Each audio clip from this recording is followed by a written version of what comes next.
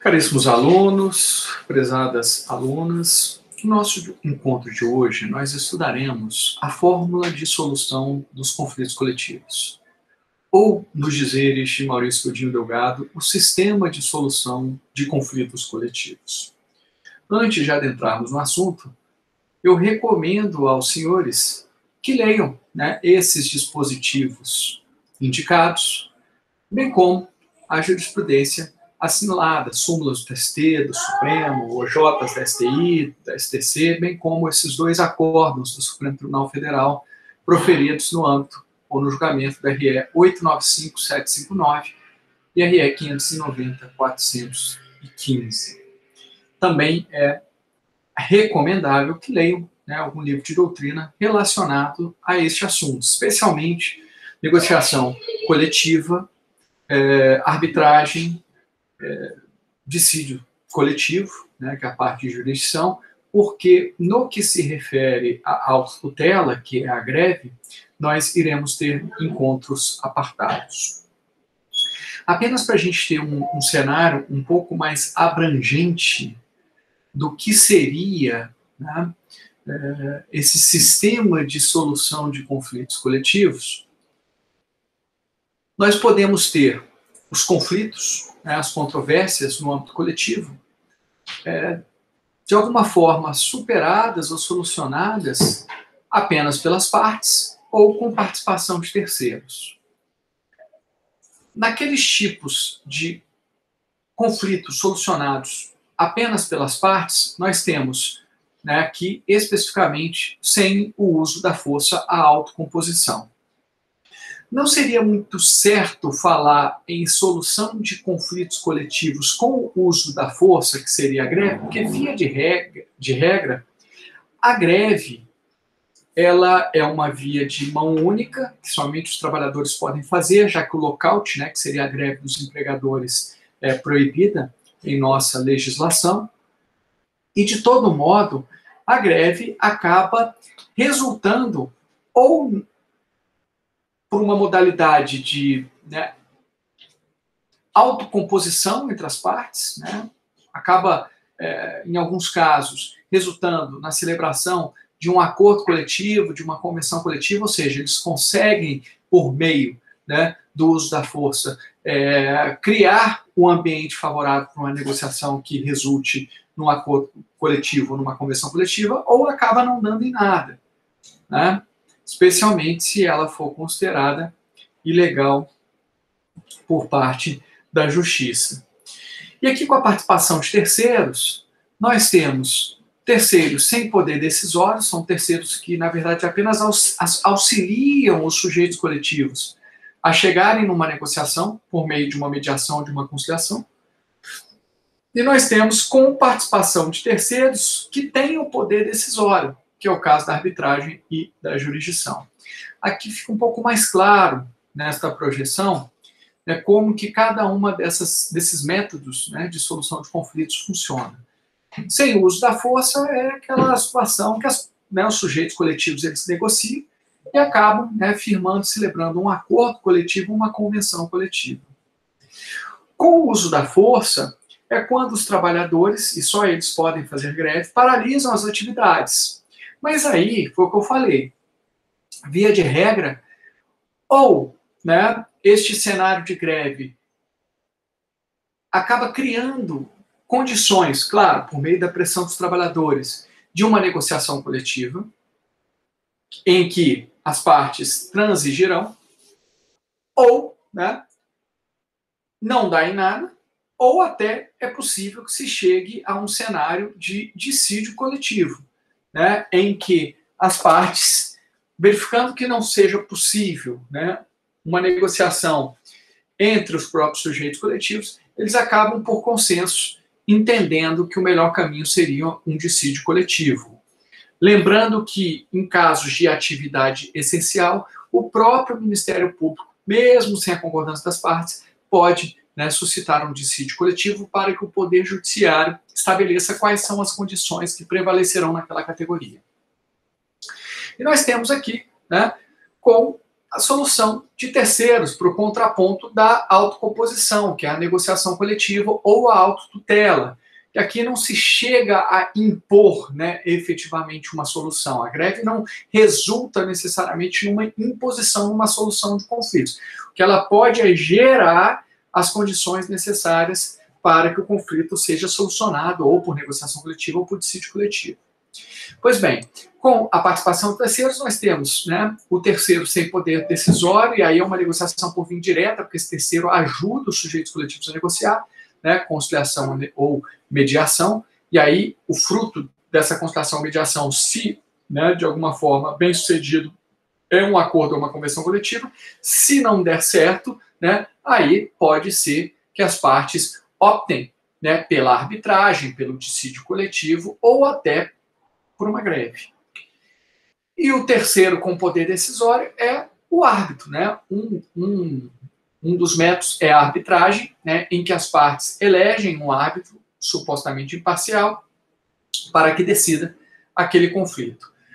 E caso não queiram, né, nem a negociação coletiva direta, nem a arbitragem, há sempre a possibilidade de suscitar, mas aí por consenso, o Poder Judiciário para que este exerça o seu poder normativo e julgue este dissídio coletivo entre as partes. Depois nós iremos apresentar cada uma dessas situações com mais profundidade.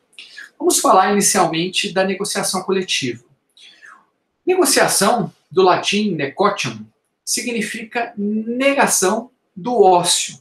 Então, na verdade, a negociação é um fazer.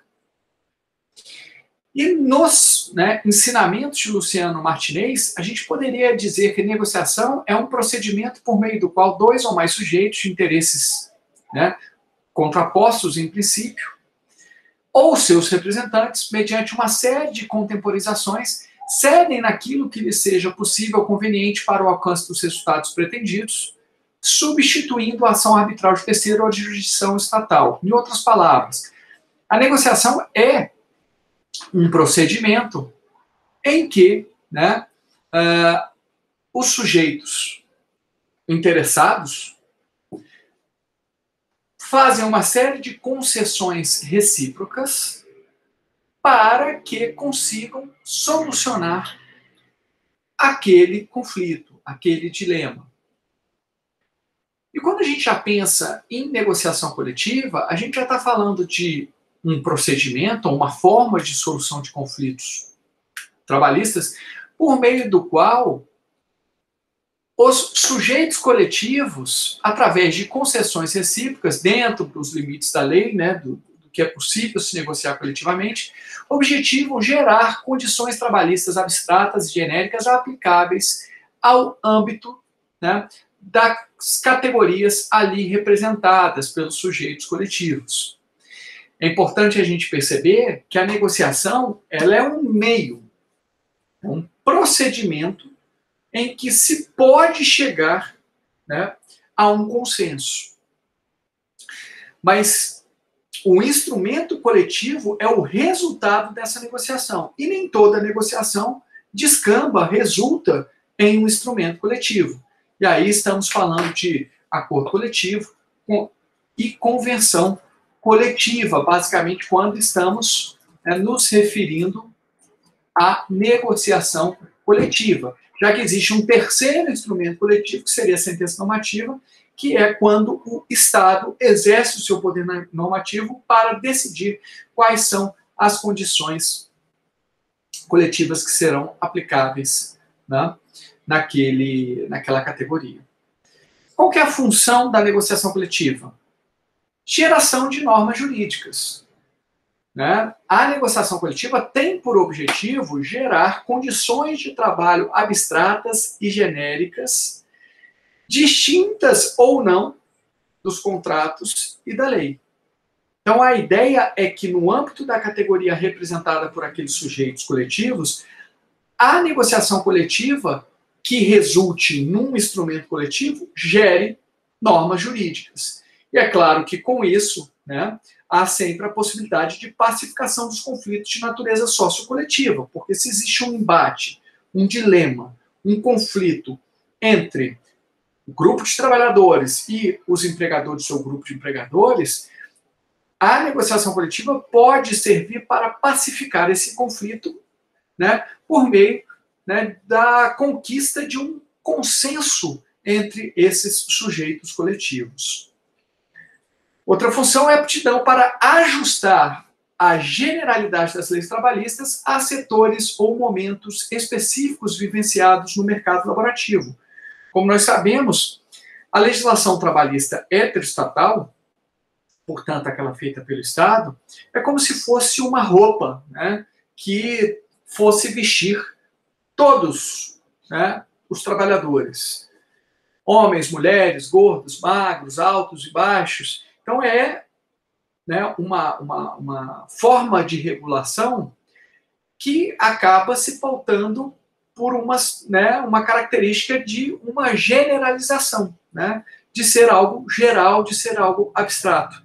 E a negociação coletiva, ela tem essa aptidão de dar o ajuste à roupa, né, de ajustar este padrão feito pelas leis trabalhistas aos setores, aos segmentos, né, às regiões até geográficas, aos momentos que os sujeitos coletivos estão atravessando. Né, uma crise econômica, uma situação de maior bonança, enfim, características da região norte, né, que não são observadas na legislação heteroestatal, e assim por diante. Então, de fato, é uma função extremamente importante. E há, basicamente, 2 níveis de negociação. A mais comum é aquela feita pelas entidades sindicais de primeiro grau, os sindicatos. Mas caso determinada categoria não seja organizada a partir de uma entidade sindical de primeiro grau, as federações ou a federação daquela categoria pode assumir a negociação coletiva em substituição ao sindicato. E, finalmente, caso não haja sindicato, não haja federação para aquela categoria específica naquela região, a confederação, na falta do sindicato e da federação, a confederação pode residualmente assumir a negociação coletiva. Quais tipos de instrumentos coletivos podem resultar numa negociação coletiva? Nós temos 3 tipos de instrumentos coletivos: acordo coletivo, convenção coletiva e sentença normativa. Mas quando estamos falando em negociação coletiva, então um processo de negociação direto por meio de uma autocomposição, nós temos apenas 2 desses 3 tipos: o acordo coletivo e a convenção coletiva. Qual é a diferença de um acordo coletivo e da convenção coletiva? Basicamente, os sujeitos contratuais que celebram esses instrumentos coletivos. No acordo coletivo, o sujeito contratual é a entidade representativa dos trabalhadores, portanto, o sindicato profissional, e o empregador, a empresa, ou o grupo de empresas, né? Se for um grupo econômico, quiser fazer um acordo coletivo para todo o grupo econômico. Já na convenção coletiva, nós estamos falando de uma negociação entre entidades sindicais, entre a entidade sindical representante dos trabalhadores e a entidade sindical representante dos empregadores. Então, entre o sindicato profissional dos trabalhadores e o sindicato da categoria econômica que representa os empregadores. É importante destacar que a reforma trabalhista alterou o teor do artigo 620 para dizer que as cláusulas de acordo coletivo prevalecem sobre as cláusulas de convenção coletiva. Por quê? A lógica por trás desta alteração é que o acordo coletivo é mais específico, já que é firmado entre o sindicato profissional, da categoria profissional, e, né, o sindicato e o empregador, melhor dizendo. Então, acaba que é uma negociação mais específica que afasta a negociação mais geral, que é entre as entidades coletivas, portanto, afasta as cláusulas da convenção coletiva. Porque às vezes acontece, né? Nós temos um sindicato que fez um acordo coletivo com o empregador, mas esse mesmo sindicato fez uma convenção coletiva com o sindicato dos empregadores. Nesta hipótese, em relação a cada condição laboral, deve prevalecer, segundo a reforma trabalhista, né, artigo 620, nova redação, as cláusulas de acordo coletivo, porque são mais específicos. Antes da reforma trabalhista, a compreensão é que deveria, né, prevalecer a norma mais benéfica. Portanto, teria que se verificar em relação às horas extras. O que era mais benéfico? O acordo coletivo ou a convenção coletiva? Não, é a convenção coletiva, então prevalecia a convenção coletiva. Mas agora, com a reforma, não. Com a reforma, é necessário se observar, né, em cada grupo de condições trabalhistas, aquilo que é previsto no acordo coletivo. Se houver acordo coletivo e convenção coletiva simultânea, porque às vezes não há. Às vezes só há convenção coletiva, às vezes só há acordo coletivo. Tá? É no caso de conflitos entre acordo e convenção coletiva. Qual é a natureza jurídica, né, do instrumento coletivo? É um contrato coletivo com atributos análogos à lei, criadores de direitos. Por quê? Porque a ideia é que essas condições sejam abstratas e gerais, como as normas. Mas, obviamente, né, a natureza é de um contrato, porque existe uma negociação e um ajuste entre, né, os sujeitos coletivos que representam as respectivas categorias. E quem tem legitimidade para a negociação coletiva? Depende se é acordo ou convenção coletiva. Se for acordo, é o sindicato da categoria profissional e o empregador. Se for convenção coletiva, são as entidades sindicais representantes das respectivas categorias. Agora, é importante notar que quando a gente fala de uma negociação coletiva, é obrigatória sempre a presença da entidade sindical da categoria profissional, ou seja, aquela que é representante dos trabalhadores. Não é obrigatória a presença da entidade sindical representante dos empregadores, porque o próprio empregador tem legitimidade para negociar coletivamente.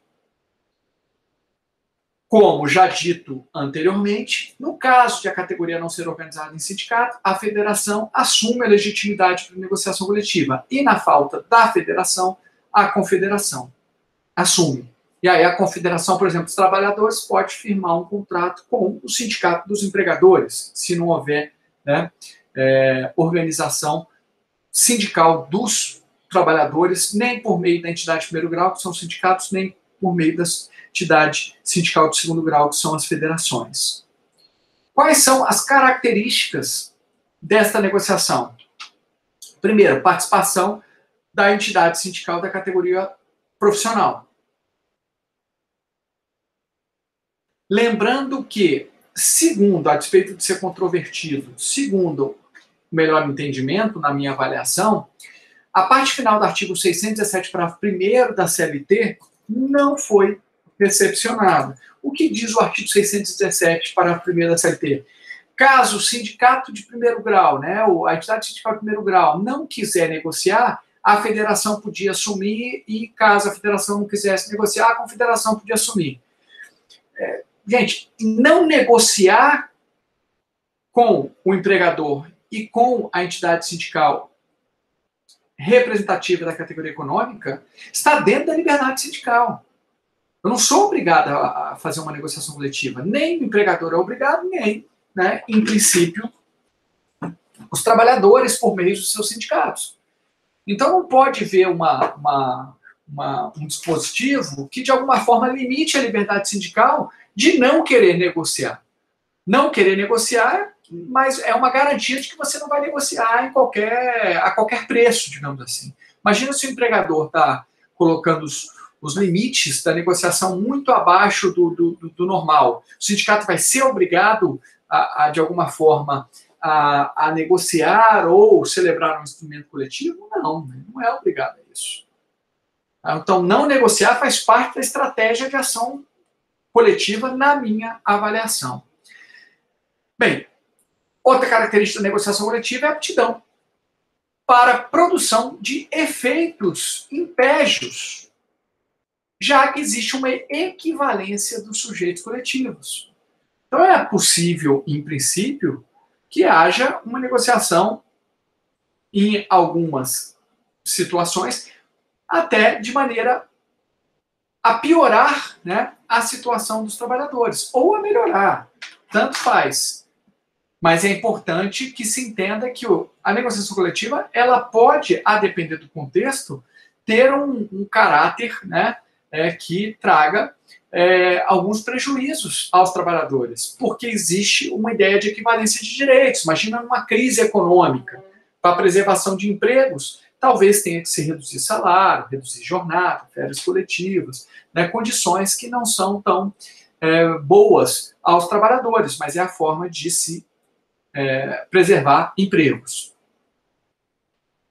E uma outra característica é que a negociação coletiva tem prevalência em relação ao contrato individual de emprego. Então, as condições ali estabelecidas, elas prevalecem sobre aquelas previstas no contrato individual de emprego e também tem como efeito uma prevalência relativa em relação à própria lei, que é a história do negociado sobre o legislado, né, desde que atendidos, né, os limites estabelecidos pela própria lei, que nós, né, iremos ver ao final deste encontro.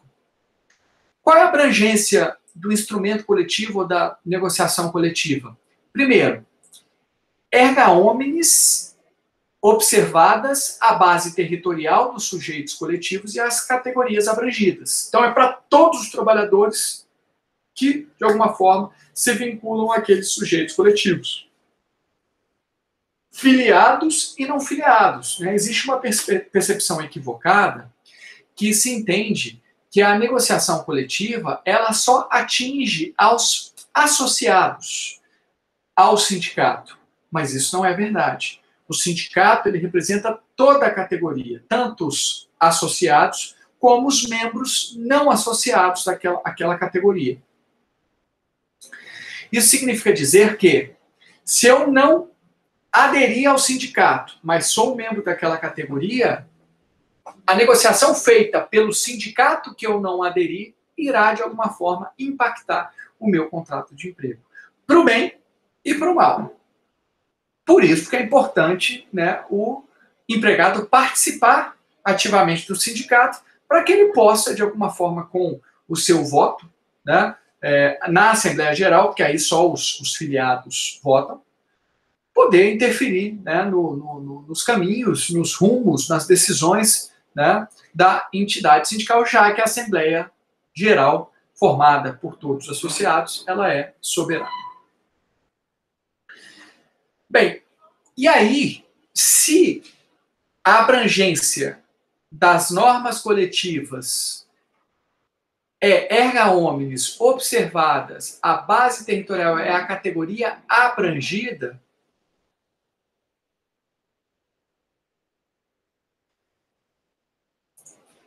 é importante notar que, se nós estamos falando de um acordo coletivo, aquele acordo coletivo irá impactar todos os trabalhadores do empregador que assinou aquele acordo coletivo, associados ou não, no âmbito das empresas convenientes, ou da empresa conveniente, exceto as categorias diferenciadas, né? Porque aí teria que ser o sindicato das categorias diferenciadas com o empregador. Tem que avaliar, né, qual que foi o sindicato que está representando os trabalhadores. Mas, para ficar mais claro, se o sindicato que representa a maior parte dos trabalhadores firma um acordo coletivo com o empregador, todos os empregados daquele empregador, que são representados por aquele sindicato, né, vão ser impactados no âmbito da base geográfica daquele sindicato pelo instrumento coletivo. Então, para dar um exemplo, é o sindicato dos hotéis, clubes, associações recreativas, sei lá, firma um acordo coletivo com o empregador, que é, por exemplo, um hotel. Todos os empregados desse hotel serão impactados por esse acordo coletivo.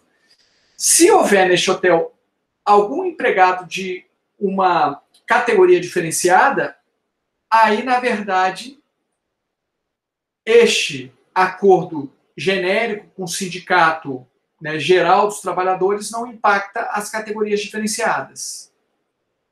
Para impactar as categorias diferenciadas, é necessário que o ajuste coletivo seja entre o sindicato representativo dos trabalhadores da categoria profissional diferenciada e o empregador.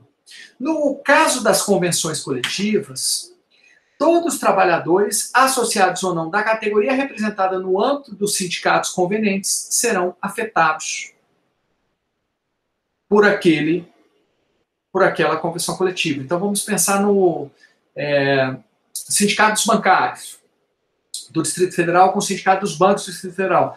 Todos os empregados bancários do Distrito Federal serão impactados por essa convenção coletiva, porque eles pertencem à categoria bancários e estão representados pelo sindicato no Distrito Federal.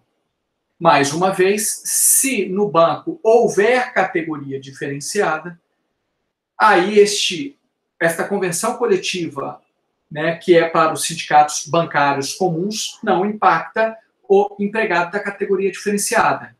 Na verdade, o sindicato dos bancos precisa fazer uma convenção coletiva com o sindicato da categoria profissional diferenciada em relação àqueles trabalhadores integrantes da categoria profissional diferenciada.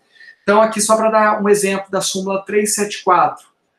Advogado bancário não será beneficiado por norma coletiva firmada entre os sindicatos dos advogados e o sindicato dos escritórios de advocacia, por exemplo. Por quê? Porque o advogado bancário, ele é empregado do banco. Então, a norma coletiva que vai incidir sobre esse advogado bancário, que é de uma categoria profissional diferenciada, tem que ser entre o sindicato dos advogados e o banco, que seria um acordo coletivo, ou o sindicato dos advogados e o sindicato dos bancos, que aí seria uma convenção coletiva. Agora, esta convenção genérica aqui, né, para os advogados, firmada pelo sindicato dos advogados e o sindicato dos escritórios de advocacias, não afeta, né, o advogado que é empregado de um banco, que não foi representado pelo seu sindicato da categoria econômica, que seria o sindicato dos bancos. Mesma coisa, a contrário senso, é aquele primeiro exemplo que eu estava falando.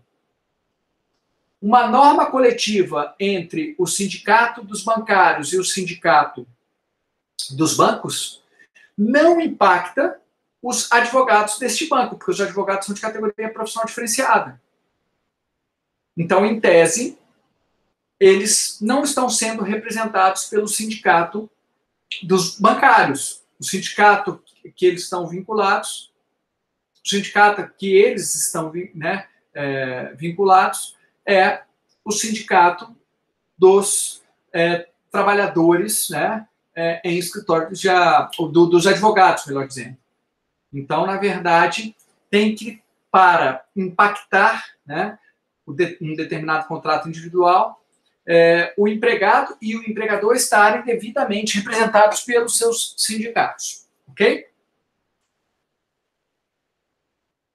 Qual é o conteúdo da negociação coletiva? Na negociação coletiva ou nos instrumentos coletivos, nós temos cláusulas normativas, que são as mais comuns, que estabelecem regras jurídicas que geram direitos e obrigações distintas do contrato e da lei. Distintas ou não, né? Bem, na verdade, distintas ou não. Às vezes a gente vê determinadas cláusulas que são repetição da lei. Não faz muito sentido, porque já existe a lei, mas acaba que repete. Ah, tem que cumprir as obrigações rescisórias em 10 dias. Já está na lei. Né? talvez a grande vantagem de incluir esse tipo de dispositivo no corpo de uma norma coletiva é porque eles repetem o que está na lei, mas eles colocam ao final da norma coletiva uma multa, dizendo o seguinte: olha, quem não cumprir qualquer cláusula desta convenção, deste acordo, pagará uma multa no valor X. Então vejam, se ele descumprir aquela cláusula que é mera repetição de lei, incide a multa convencional. Então talvez seja a grande vantagem. Fora isso, né, é simplesmente repetição de lei. Mas pode ser que essas regras jurídicas estabeleçam obrigações distintas do que está no contrato de emprego ou na própria lei. Nós iremos ver as fronteiras, né, que de alguma forma delineiam a relação entre o negociado e o que está legislado. O segundo conteúdo é de cláusulas contratuais, que geram direitos e obrigações não mais para os trabalhadores que estão sendo representados, mas para as próprias partes convenientes do instrumento coletivo. Então, às vezes, tem lá uma cláusula dizendo: olha, o empregador vai ter que pagar ao sindicato 5% do salário base do empregado para custear um sistema de saúde odontológico aos trabalhadores da categoria. Caso não pague, haverá uma multa de 10%, 20% ou do piso normativo, né, em favor do sindicato. Veja que é uma cláusula contratual, que é uma cláusula que estabelece obrigações e direitos, não para os trabalhadores, em princípio, mas para o próprio sindicato dos trabalhadores, dizendo o seguinte: olha, quem é titular desse direito, desse valor que deve ser custeado pelo empregador é, né, o próprio sindicato dos trabalhadores. Então, cláusulas normativas são aquelas que geram direitos e obrigações distintas ou não do contrato de emprego da lei, e cláusulas contratuais geram direitos e obrigações para as partes convenientes do instrumento coletivo, né, sindicatos, e não para os trabalhadores. Quórum de celebração. Existe um quórum mínimo para aprovar determinado acordo coletivo? Porque enquanto está rolando a negociação, né, os sindicatos provavelmente, ou os sindicatos trabalhadores e os sindicatos dos empregadores, se for uma convenção coletiva ou empregador, eles estão consultando as suas bases. Olha, vamos fazer um acordo nesse sentido, assim, assado. Existe um quórum para celebrar os instrumentos coletivos? A CLT estabelece uma série de regras, né? 2/3 em primeira chamada, 1/3 em segundo. Mas esses dispositivos, segundo Luciano Martinez e boa parte da doutrina, eles não foram recepcionados pela Constituição, porque isso tem que estar previsto no Estatuto. O Estatuto é que é soberano para definir qual é o quórum de celebração dos instrumentos coletivos. Tá? Existe ainda alguma controvérsia, alguma polêmica em relação a isso, porque existem decisões, existem doutrinadores que entendem que esses dispositivos, né, especialmente o 612, ele ainda vigora, mas, de forma majoritária, tem-se entendido que o quórum de celebração da negociação coletiva está inserido no âmbito, né, do próprio sindicato, devendo as regras estarem estabelecidas, né, no estatuto do sindicato. Pois bem, uma vez celebrada a negociação coletiva e, né, feito um instrumento coletivo, é necessário que se deposite esse instrumento coletivo, esse acordo, essa convenção coletiva, no Ministério da Economia, né, 8 dias após a assinatura da convenção. E em 5 dias do depósito, ou do requerimento de depósito, cópias autenticadas do sindicato e nas empresas devem ser estabelecidas para conferir publicidade do que foi efetivamente negociado, qual foi o fruto, né, o resultado da negociação. Há um prazo de vigência, né, de negociação coletiva? Sim, a CLT fala em 2 anos. mais uma vez, Luciano Martinez defende que isso deveria ser um assunto interna corporis, deveria ser definido pela própria Assembleia Geral de cada categoria. Se quiser, né, estabelecer um prazo maior, poderia, mas não é essa a compreensão majoritária. Eu até concordo pessoalmente com ele, né, eu acho que realmente está dentro da autonomia sindical, mas o TST tem entendido que o prazo de 2 anos se aplica para acordos e convenções coletivas. E aí a gente tem uma discussão a respeito da ultratividade. O que é ultratividade? É a norma coletiva vigorar além do prazo por ela estabelecido, que é de até 2 anos, se não sobrevier outra norma coletiva. A partir do momento em que surge uma outra norma coletiva, aí aquela anterior é revogada. Mas se por acaso as partes não chegaram a um consenso na nova negociação coletiva, a convenção anterior estaria vigorando até ser revogada por uma nova norma coletiva. Isso é o que se entende por ultraatividade.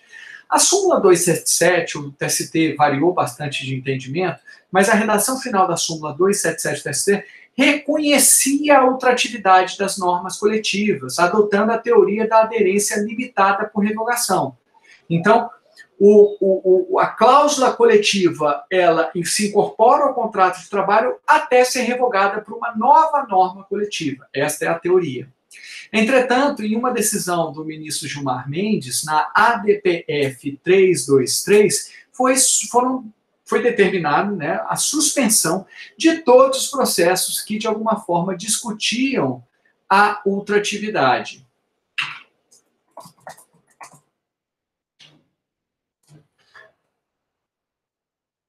Sucede que, com a reforma trabalhista, o legislador reformador vedou expressamente a ultratividade, dizendo que a norma coletiva vigorará apenas pelo prazo estabelecido, que é de até 2 anos. Pode ser inferior a 2 anos, mas se estabelecer 2 anos, pode vigorar até 2 anos.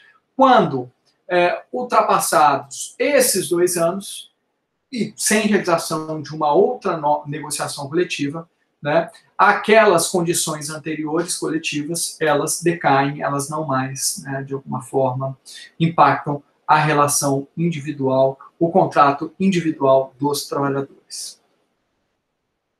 O início do prazo, segundo o artigo 614, parágrafo 1º, é de 3 dias depois do requerimento do registro na DRT. Então, esse prazo de até 2 anos se inicia 3 dias depois do requerimento de registro na DRT.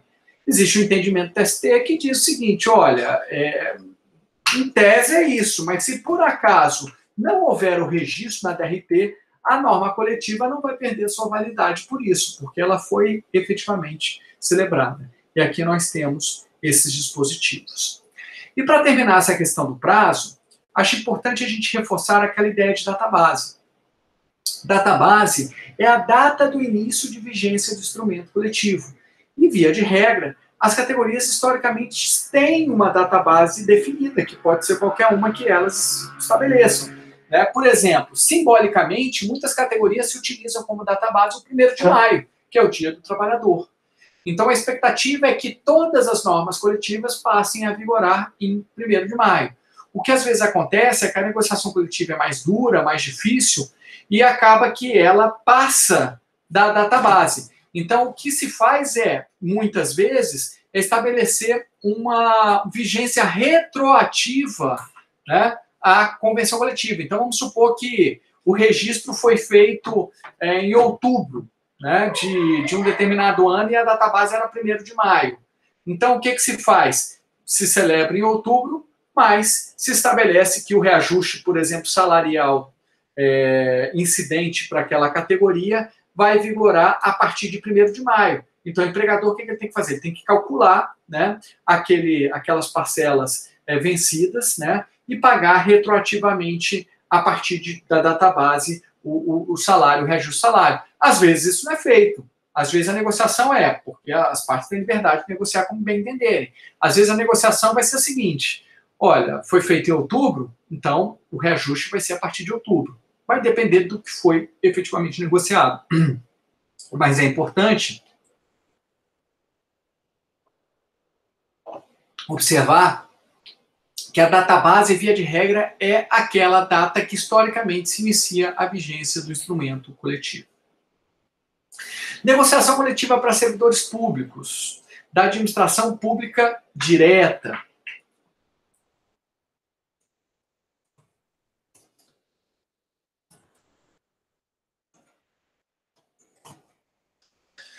Durante muito tempo, se entendeu que não era possível haver negociação coletiva para servidores públicos da administração direta, especialmente para empregados públicos, né? Para empregados públicos da administração direta. Por quê? Porque para a administração direta vigora o princípio da legalidade, que os reajustes devem ser feitos, né, por meio de lei, artigo 61, parágrafo 1º, né, inciso 2 da Constituição Federal. Só que foi se evoluindo, o próprio Brasil ratificou a Convenção 151 da OIT, que permite a negociação pública, a negociação coletiva na administração pública, e o que se tem entendido é o seguinte, né?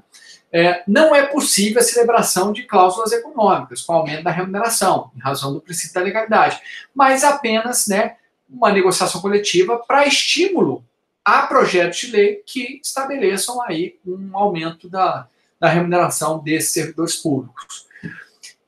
De outro lado, é possível negociar cláusulas sociais que estabeleçam melhorias sociais sem geração de aumento de remuneração, né?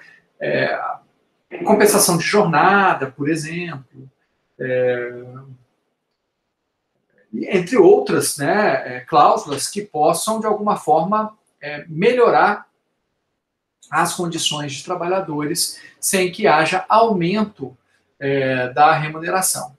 Ok? Também, durante muito tempo, se discutiu a possibilidade de negociação para trabalhadores domésticos e a compreensão era que não se podia, porque, primeiro, o empregador doméstico é uma pessoa física, né? E o próprio artigo 7º, parágrafo único, na antiga redação, né, anterior à emenda constitucional 72 de 2013, assim não permitia. Entretanto, a emenda constitucional 72 de 2013 foi ratificada, foi aprovada e incluiu como direito do trabalhador doméstico a negociação coletiva. Então, em tese, é possível sim que haja negociação coletiva, né, envolvendo a categoria dos domésticos. Só não é muito provável, porque o empregador doméstico não vai lá negociar com o sindicato, né? E, assim, o sindicato dos empregadores domésticos tem muitos, inclusive, muitos lugares que sequer tem, né? Então, é muito raro que isso aconteça, mas não há hoje obstáculos jurídicos. Finalmente, uma matéria extremamente importante sobre a negociação são os limites da autonomia coletiva sindical. E a ideia é que haja uma intervenção mínima do Estado na negociação coletiva entre os sujeitos coletivos. A ideia é de que eles têm equivalência, né, no sentido de negociar, e o Estado, portanto, não deve interferir indevidamente. Entretanto, esta autonomia ela não é ilimitada. Razão porque, excepcionalmente, o Estado, né, por meio do Poder Judiciário, pode atuar de forma interventiva para proteger valores jurídicos igualmente tutelados na norma constitucional, para corrigir, né, pequenos desvios de rota, digamos assim. Até porque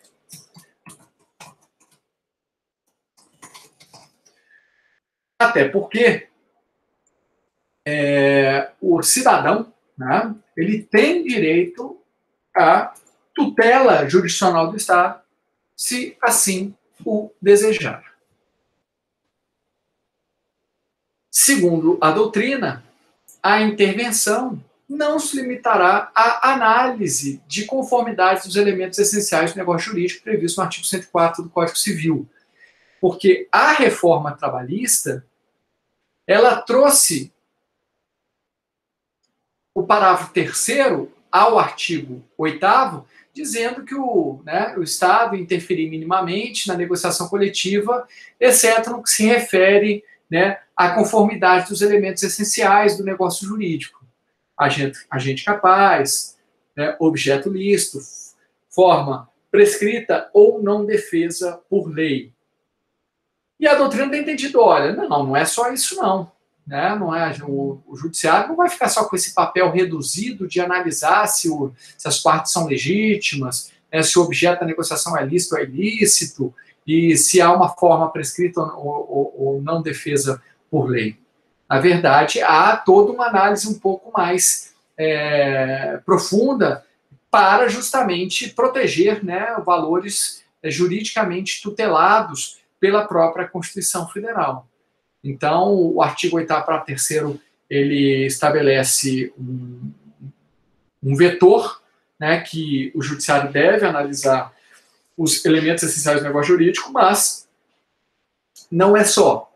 Ele precisa analisar outros aspectos, até porque a própria reforma trabalhista trouxe algumas proibições à negociação coletiva no artigo 611b e algumas permissões no artigo 611a. Então, obviamente, a análise precisa ser um pouco mais abrangente. Pois bem, e quais são então os limites dessa negociação coletiva, chamados por Luciano Martinez de fronteiras? E aqui eu vou, mais uma vez, pedir vênia para adotar aí os ensinamentos dele. Primeira ideia, que é intuitiva, é que a negociação coletiva pode, em tese, estabelecer sempre condições mais vantajosas aos empregados, até por força do artigo 7º caput da Constituição Federal, que estabelece justamente o princípio da norma mais benéfica e da condição mais benéfica, mas especialmente da norma mais benéfica. Então, sempre que a negociação coletiva estabelecer direitos aos trabalhadores, em tese, a não ser se as partes não são legítimas, o objeto é ilícito, enfim, a forma não foi observada do próprio estatuto, o quórum do próprio estatuto para aprovação, mas, em tese, são dispositivos que sempre serão autorizados. A reforma trabalhista trouxe o princípio da prevalência relativa do negociado sobre o legislado. Então, pode prevalecer sobre a lei, a negociação coletiva, nas hipóteses em que a própria norma legal preveja a negociação coletiva.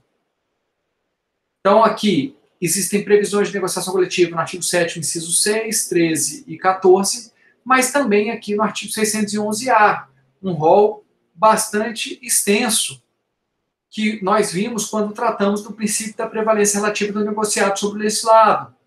Então, aqui só para vocês terem ideia, e é um rol não exaustivo. Pode haver negociação coletiva sobre jornada de trabalho, banco de horas anual, intervalo entre a jornada respeitado o limite mínimo de 30 minutos, para jornadas superiores a 6 horas diárias. Adesão ao programa de seguro-desemprego de que trata a Lei 13.189, plano de cargos e salários e enquadramento das funções de confiança, regulamento empresarial, representantes trabalhadores do local de trabalho, teletrabalho, sobreaviso, trabalho intermitente, remuneração produtividade, incluídas gorjetas, remuneração por desempenho individual, modalidade de registro de jornada de trabalho, troca de dia e feriado, enquadramento do grau de salubridade e prorrogação da jornada em locais insalubres, prêmios de incentivo em bens ou serviços EPLR. Então, negociado sobre o legislado prevalece, em tese, nessas situações. Não pode violar os direitos mínimos protegidos por lei, aqueles que a gente entende que são de indisponibilidade absoluta. Então, por exemplo, não pode haver negociação coletiva quando existe uma norma legal que proíbe determinada situação. Exemplo, é proibido o trabalho de menores de 16 anos. Não pode haver uma norma coletiva autorizando. É proibido o trabalho... É proibido que uma mulher pegue mais do que 20 quilos de forma contínua. Não pode existir uma norma coletiva dizendo, ó, ali naquela empresa, já que as mulheres aqui são muito fortes, nós temos um acordo coletivo que aumentamos esse limite para 30 quilos. Tá? E ainda dentro dessa ideia de não poder violar direitos laborais mínimos, né, de indisponibilidade absoluta, não pode haver negociação coletiva que reduza, né, o núcleo mínimo civilizatório. A grande questão é que essa ideia de núcleo mínimo, né, é uma ideia que é muito abstrata. O que seria o núcleo mínimo? É difícil se definir, mas a gente pode dizer com certeza que são direitos constitucionais. Então você não pode reduzir o conteúdo ou retirar por completo, esvaziar por completo o conteúdo de direitos constitucionais. Agora, né, por força de expressa disposição legal, as matérias dispostas no artigo 611b da CLT, que em boa parte reproduzem direitos constitucionais, e normas de segurança e saúde do trabalhador. Então, pode ser que algum autor ainda, né, coloque direitos previstos em tratados internacionais, já que, né, pelo exame de convencionalidade têm status supralegais, né?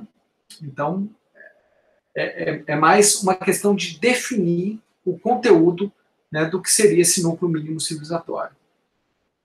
Não pode infringir direitos fundamentais assegurados ao trabalhador na qualidade de cidadão. Então, são vedadas cláusulas que restringam o acesso ao judiciário. Este empregado não vai poder acessar o judiciário. Esse empregado não vai poder se filiar a uma associação. Esse empregado não vai poder exercer os seus direitos políticos. Não faz sentido nenhum isso, né?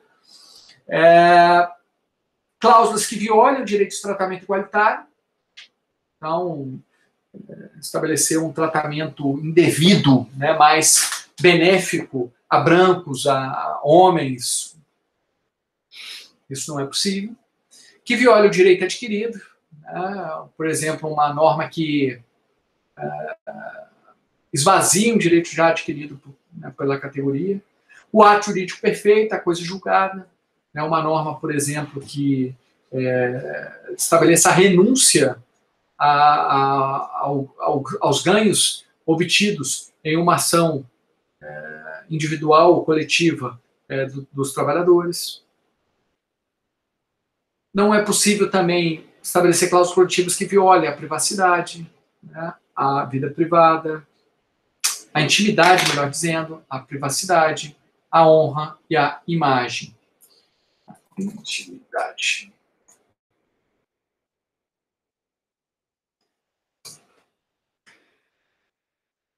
A negociação coletiva somente pode abranger matérias trabalhistas, então tem que ter uma pertinência temática, né? Então, exemplo, vedada norma coletiva que obrigue empregados a fazer uma ação social, por mais nobre que seja, uma norma coletiva não pode obrigar alguém a fazer ou deixar de fazer alguma coisa, né, que não tenha nenhuma relação com as condições de trabalho. Somente pode dizer respeito a direitos transindividuais, porque são normas gerais e abstratas aplicadas, né, a todos os trabalhadores, filiados ou não, no âmbito das entidades que representaram naquela negociação.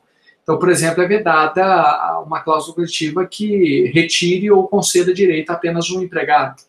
Não faz sentido nenhum.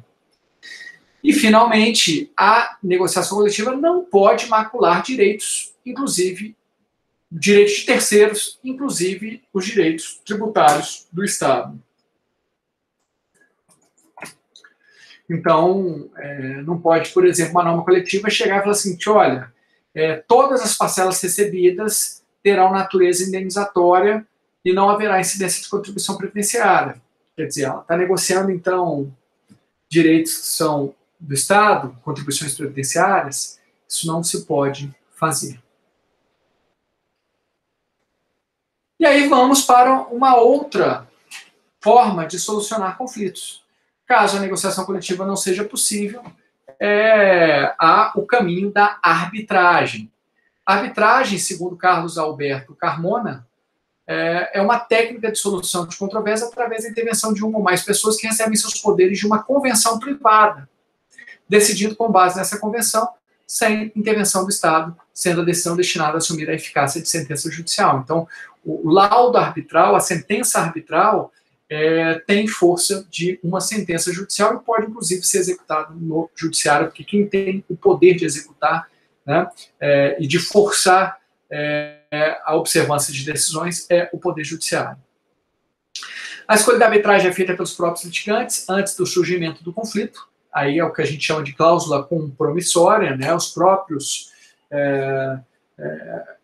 entidades sindicais, no acordo ou convenção coletiva, estabelecem, por exemplo, que qualquer conflito que surja em relação à observância daquela norma coletiva deve ser decidida por um árbitro.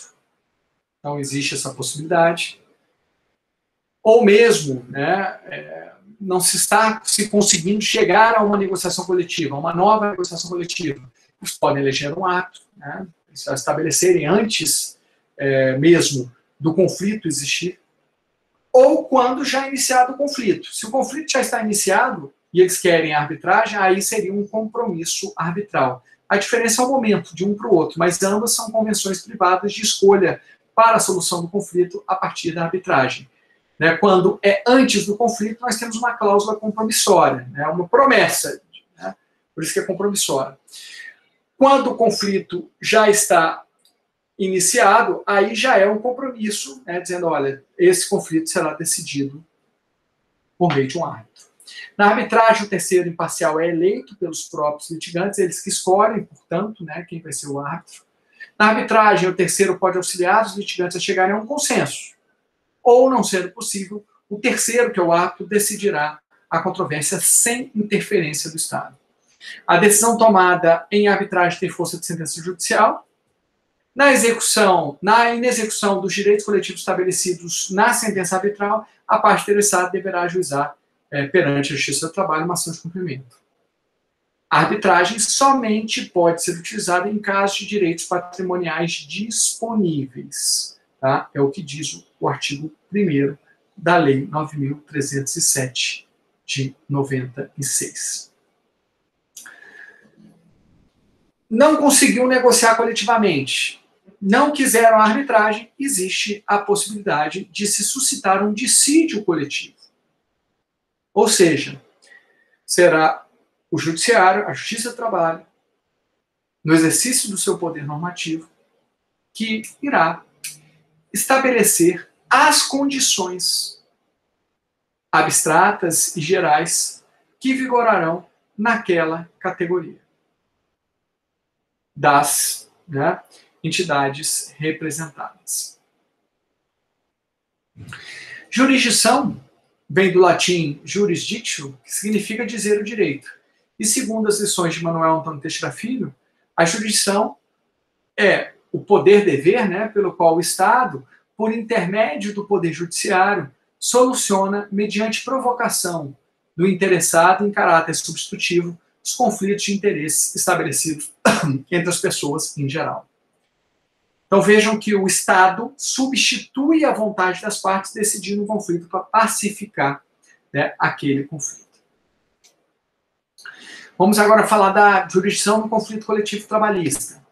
Não sendo possível a negociação coletiva, as partes podem tentar solucionar o conflito por conciliação, mediação, né, que é a utilização de terceiros para conseguir se chegar a uma composição, arbitragem, greve e sempre há a possibilidade, né, de que seja por um dissídio coletivo. Lembrando que a greve ela não é bem um mecanismo de solução, é um mecanismo de pressão para que o conflito seja decidido via uma negociação coletiva, via até um dissídio coletivo de greve.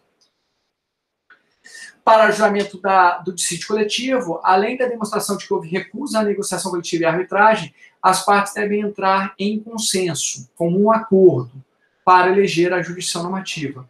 E se elas não entrarem como um acordo, aí não pode ter dissídio coletivo.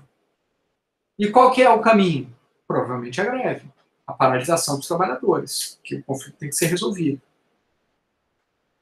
A ausência de comum acordo para o dissídio coletivo pode levar, em tese, a uma greve dos trabalhadores. Aí, com a greve, né, pode ser que eles cheguem a um consenso, eles negociem, porque na greve não deixa de haver uma negociação, porque a greve é um mecanismo de pressão que os trabalhadores param de trabalhar, causando um prejuízo grande ao empregador, né, com a interrupção ou a diminuição da produtividade.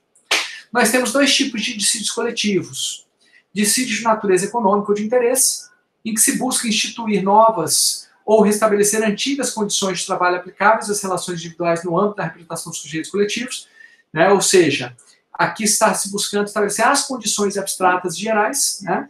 Ou restabelecer antigas. E temos o dissídio de natureza jurídica ou de interpretação, em que se busca interpretar e aplicar normas coletivas pré-existentes. Então você não está querendo criar condições, mas está querendo interpretar aquela norma coletiva já existente. Quem tem legitimidade para o dissídio coletivo? Os sujeitos coletivos têm legitimidade para o ajuizamento do dissídio coletivo, né? Então, os sindicatos têm legitimidade. Se não houver sindicatos, a federação, né, substituindo o sindicato e assim por diante. Agora, no caso de greve em atividade essencial, como há um prejuízo a toda a coletividade, o Ministério Público excepcionalmente tem legitimidade para suscitar o dissídio coletivo de greve. Poder normativo. Poder normativo é o poder do judiciário em estabelecer, quando provocado, né, pelos sujeitos coletivos, as condições gerais e abstratas. Então, no dissídio coletivo, a Justiça do Trabalho determinará quais serão as condições gerais e abstratas que vigorarão durante o prazo da sentença normativa. A Justiça do Trabalho não poderá estabelecer condições de trabalho consideradas inconstitucionais, súmula 190 do TST, devendo ser respeitadas as disposições mínimas legais de proteção ao trabalho, bem como as convencionadas anteriormente. Então, como um farol para a Justiça do Trabalho exercer, né, o seu poder normativo, ela, primeiro, não pode exercer esse poder normativo estabelecendo condições que sejam inconstitucionais. Segundo,